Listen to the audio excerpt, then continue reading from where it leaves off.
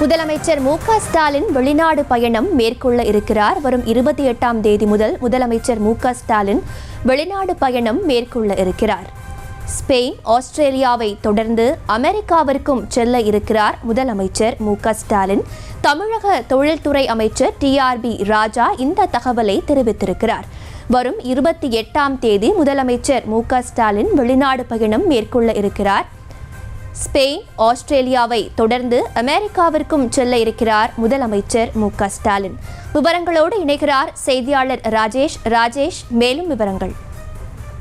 வணக்கம். தமிழக முதலமைச்சர் மு.க. ஸ்டாலின் அவர்கள் இந்த 2 நாள் முதலீட்டாளர் மாநாட்டை வெற்றிகரமாக முடித்த கையோடு மீண்டும் முதலீடுகளை ஈர்ப்பதற்காக அடுத்தடுத்த வெளிநாடுகளுக்கு செல்ல இருப்பதாக அரசு துறை சார்பில் தகவல் வெளியாகி இருக்கின்றது.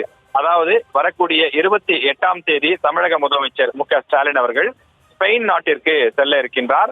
அதனைத் தொடர்ந்து ஆஸ்திரேலியா நாட்டிற்கும் அவர் செல்ல இருக்கிறார். ஆஸ்திரேலியாவை பொறுத்தவரையிலே கனிம வளங்கள் அதிகமாக கிடைக்கக்கூடிய ஒரு நாடாகவும் அது சார்ந்த பல்வேறு தொழில் நிறுவனங்கள் இருக்கக்கூடிய ஒரு நாடாகவும் இருக்கின்றது.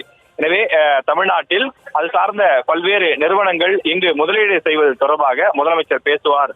அந்த நிறுவனங்களை சந்தித்து அவர்களை முதலீட்டிற்கு அழைப்பு விடுப்பார் என எதிர்பார்க்கப்படுகின்றது.